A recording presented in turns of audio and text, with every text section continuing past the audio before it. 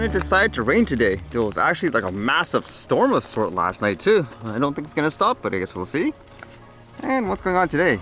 Because it was kind of interesting reading this one. You know, a lot more people are using drones to capture things like sporting events. It was kind of interesting reading this one because apparently there's mixed reactions. How would you react if there was a drone in a live basketball game? Would you think it's good, annoying? That seems to be the debate.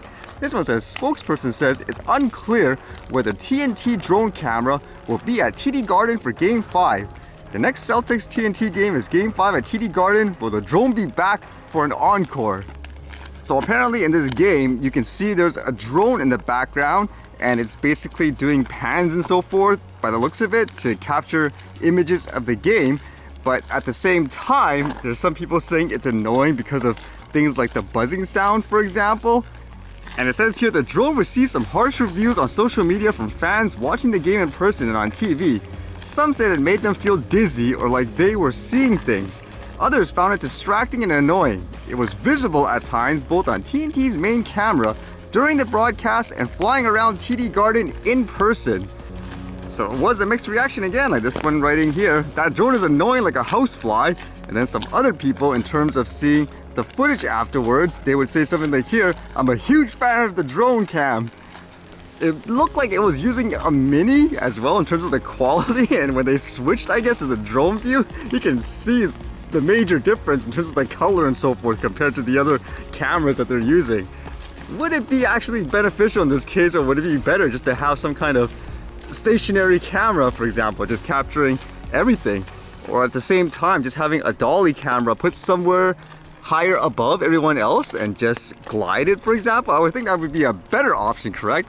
Because for the drone, I would imagine the more unique thing would be to actually go in the court and capture it, but I don't think you can do that in terms of not distracting the players or the potential of the basketball hitting the drone out of the air and all that. And I was reading today on how apparently in Ukraine they shot down a drone, which at first my assumption was based on that news recently on how Russia claims Ukraine tried to assassinate their president with a drone. Is this retaliation?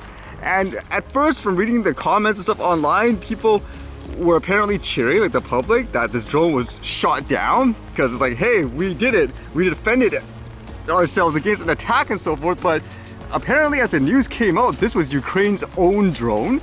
It says here, Ukraine shoots down its own drone over Kyiv. A drone shot down in the center of Kyiv was one of Ukraine's own, the city authorities said. The citizens of Ukraine's capital Kyiv had an evening of fear, celebration, and disappointment, all thanks to a drone that appeared high in the sky above the city center. Mobile phone footage captured screams, gunfire, and then cheers as the object was spotted engaged by air defense batteries and destroyed. The unmanned aerial vehicle, or UAV, fell in flames into the Solomensky district, where firefighters dealt with the damage caused to an empty building. Only later did the city's air defense teams explain that the drone was one of Ukraine's own, but that had to be shot down when it malfunctioned, posing a threat to the city. So imagine that during these times where everyone has a paranoia of a drone of sorts, and at the same time you make assumptions about who's using it and all that. It makes me wonder if eventually they will ban every single drone as well. And just in terms of that thought, where can people do this, I guess, everywhere else around the world, where because they're afraid of it, like the paranoia, would you be okay if the government in your place said, okay, every drone, even recreational ones, are banned and all that?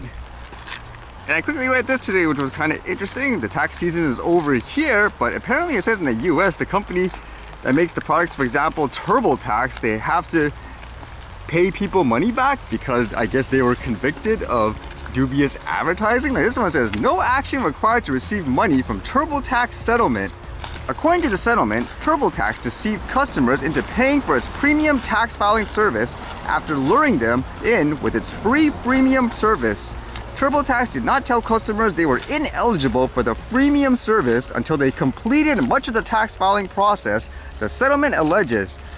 At that point, the program would redirect customers to the premium service, even those who were still eligible for a different free service on TurboTax's website, according to the settlement. Interesting there, and according to this too, people don't have to do anything, where apparently if you bought it, they will notify you, for example, that you will get, I guess, some settlement funds. how much do people get? According to this, the company has to pay $30 for every year a person was deceived into paying for the program, I guess, between the years 2016 and 2018. So again, you don't need to do anything, but it's kind of interesting too, because usually in these cases you get those messages, opt in for this lawsuit and so forth. I've only had that once before where I automatically got like these types of settlement, I guess, payments because the company did something wrong. Some extra money, I guess, for people in the US who qualify for it.